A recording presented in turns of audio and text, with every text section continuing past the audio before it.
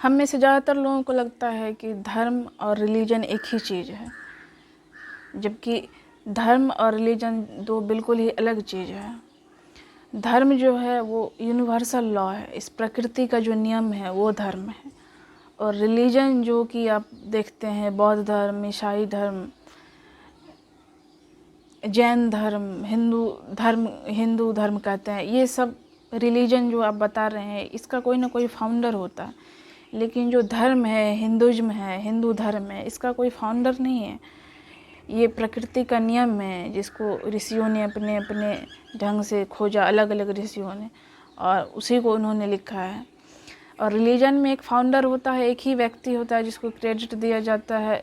वो एक किताब बनाता है जिसमें कुछ रूल्स नॉर्म्स लिख दिए जाते हैं, उसको उस धर्म को मानने वाले लोग फॉलो करते हैं, और अगर नहीं मानते हैं तो उसको विद्रोही कहा दिया जाता है।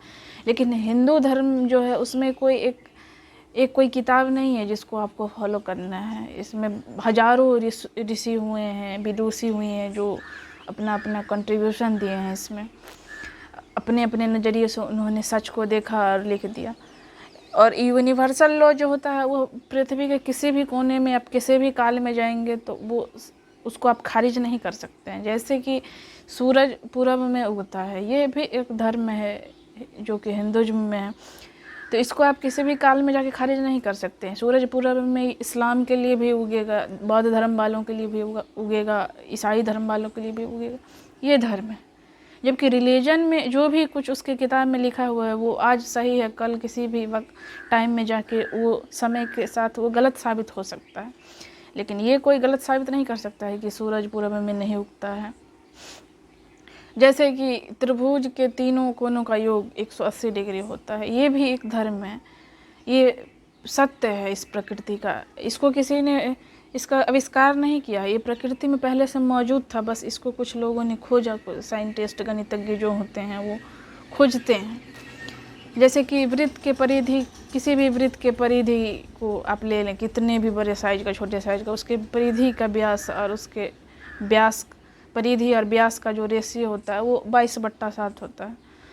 तो इसका कोई आविष्कारक नहीं है, ना कोई संस्थापक है, इसी को किसी ने खोजा जो कि प्रकृति में पहले से मौजूद था। यही धर्म है, यही सत्य है, ये चीज़ हिंदू धर्म है। तो इसलिए आप धर्म को रिलीजन से तुलना नहीं कर सकते, तुलना की ही नहीं जा सकती है। जब ये केस सुप्रीम कोर्ट में गया था कि हिंदुज़्म जो है वो धर्म है, ये रिलीजन है, तो इस पर कहा गया कि रिलीजन, दुनिया का कोई भी रिलीजन हिंदू नहीं हो सकता है।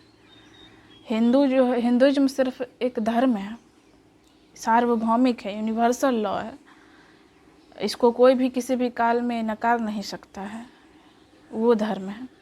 लेकिन आज के डेट में रिलीजन को ही धर्म मानकर लोग इतना मार काट कर रहे हैं, गलत राह पे चल रहे हैं। जिस दिन हर आदमी धर्म को फॉलो करने लगेगा तो फिर एक आदमी बहुत ही एक बेहतर जीवन जी पाएगा और एक बहुत ही बेहतर समाज बनेगा। लेकिन हम सब गलतफहमी के शिकार बने हुए हैं। हमें लगता है कि धर्म और रिलीजन एक ही चीज़ है। हिंदू धर्म को एक वास्ट ओशियन की तरह बताया गया है जिसमें कि बहुत सारी धाराएं हैं, बहुत सारी नदियाँ निकलती हैं। इसमें कोई एक व्यक्ति को आप क्रेडिट नहीं दे सकते हैं, जैसे कि बाकी रिलीजन में होता है। मोहम्मद साहब हो गए इस्लाम के लिए, बौद्ध धर्म के लिए गौतम बुद्ध हो गए। इस तरह से आप हिंदुज़्म में एक आदमी को क्रेडिट नहीं दे सकते हैं। इसमें बहुत से लोग आए, अपना अपना कंट्रीब्यूशन दिए हैं। इसमें बहुत सारी महिलाएं भी थी, तो आप इसको नहीं कह सकते हैं। आप बाकी धर्म में जो होता है रिलीजन जिसको आप कहते हैं, उसमें आप सवाल नहीं कर सकते हैं। कहा जाता है कि धर्म के नाम पर कोई सवाल नहीं कर सकते हैं, ये हमारे आस्था के खिलाफ है।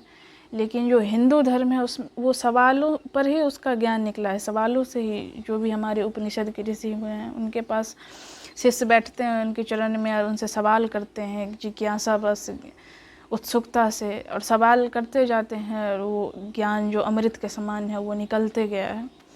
तो इसको हम ये नहीं कह सकते कि हम हिंदू धर्म में पूरी तरह से आपको सवाल करने की आज़ादी है। आप हर चीज़ पे सवाल खड़ा कर सकते हैं और उसको लॉजिकली समझ सकते हैं। लेकिन बाकी धर्म में आपको इस तरह की आज़ादी नहीं है। अगर आप उस चीज़ को नहीं मानेंगे तो आपको विद्रोही कहा जाएगा, आपको उस धर्म से निकाल दिया जाएगा। लेकिन हिंदू धर्म में ऐसे बहुत से विचारधारा के लोग हैं जो जैसे कि बौद्ध धर्म वाले वेदों को नहीं मानते हैं, बहुत से लोग गीता रामायण को नहीं मानते हैं, लेकिन फिर भी आपको इसकी आज़ादी है, आपको पर कोई इस तरह की लांछना नहीं लगा सकता है कि ये विद्रोही है। ये हिंदू धर्म की खासियत है।